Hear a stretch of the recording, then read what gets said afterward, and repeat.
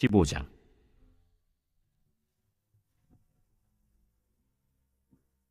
이스라엘 왕 여로보암 제27년에 유다 왕 아마샤의 아들 아사랴가 왕이 되니 그가 왕이 될 때 나이가 16세라.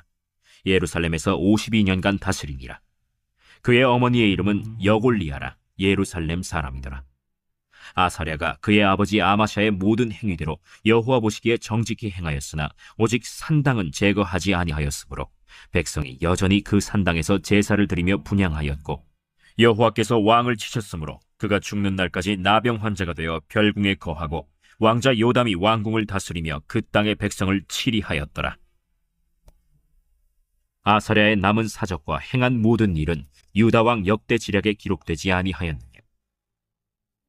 아사랴가 그의 조상들과 함께 잠에 다윗 성에 그의 조상들과 함께 장사되고 그의 아들 요담이 대신하여 왕이 되니라. 유다의 왕 아사랴의 제38년에 여로보암의 아들 스가랴가 사마리아에서 6달 동안 이스라엘을 다스리며 그의 조상들의 행위대로 여호와 보시기에 악을 행하여 이스라엘로 범죄하게 한 느밧의 아들 여로보암의 죄에서 떠나지 아니한지라.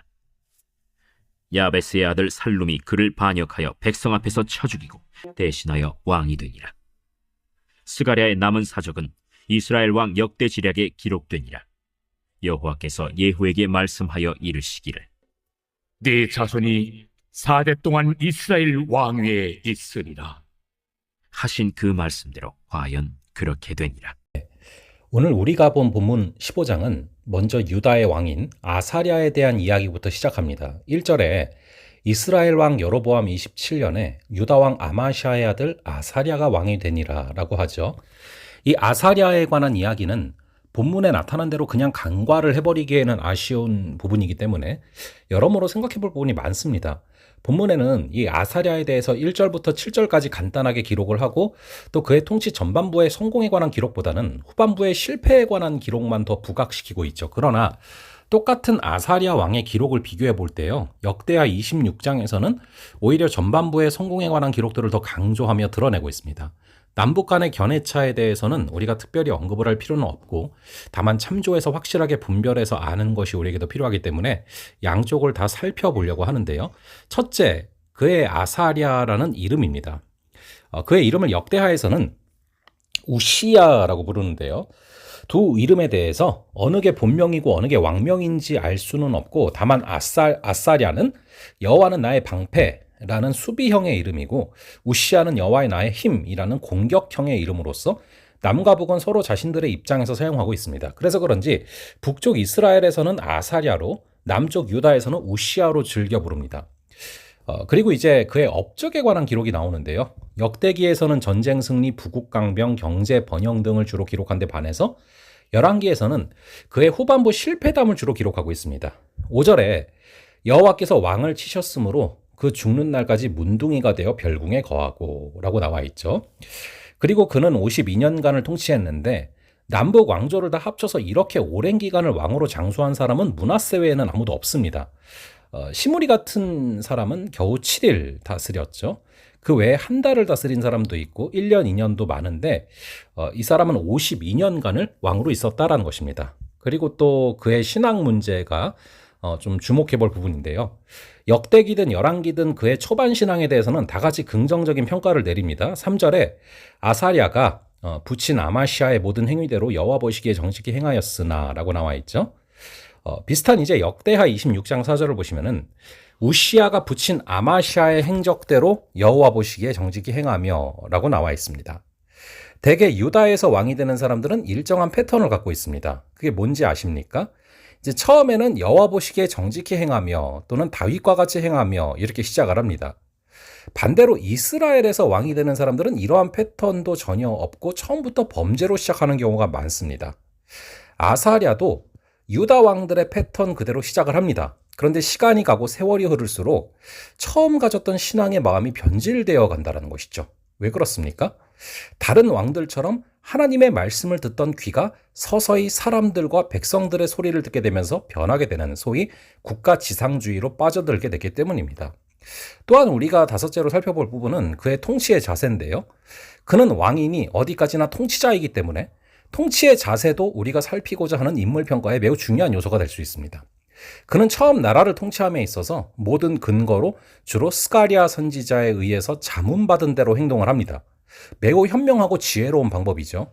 역대하 26장 5절에 보시면 하나님의 묵시를 밝히 아는 스가랴의 사는 날에 하나님을 구하였고 저가 여호와를 구하는 동안에는 하나님이 형통케 하셨더라 라고 기록되고 있습니다. 왕으로서 제사장이나 선지자 같은 사람들의 자문을 구하는 자는 결단코 하나님께서 버리시지 않습니다. 왜입니까? 항상 하나님의 말씀을 붙들고 순종하며 살기 때문입니다. 또한 살펴볼 부분은 그의 국가 경영 문제인데요. 그는 수많은 전쟁을 통해서 국가 경쟁력을 키웁니다. 그래서 블레셋, 암몬, 아라비아, 마온 등과 전쟁에서 이기고 승리해서 그의 이름이 애굽까지 넓게 퍼집니다. 또한 건축계에도 큰 공을 많이 세웁니다. 역대하 26장 2절을 보시면은 우시아가 엘롯을 건축하여 유다에 돌렸더라 라고 하지 않습니까? 여기까지 보면 한마디로 계속해서 승승장구하고 있다는 것이죠. 그는 이 통치 기간 동안에 이렇게 쭉 보시면은요, 그의 통치 기간이 거의 끝날 때까지도 이러한 복이 계속되는 것을 보게 됩니다. 그런데 결정적인 문제가 하나 발생하는 것이죠.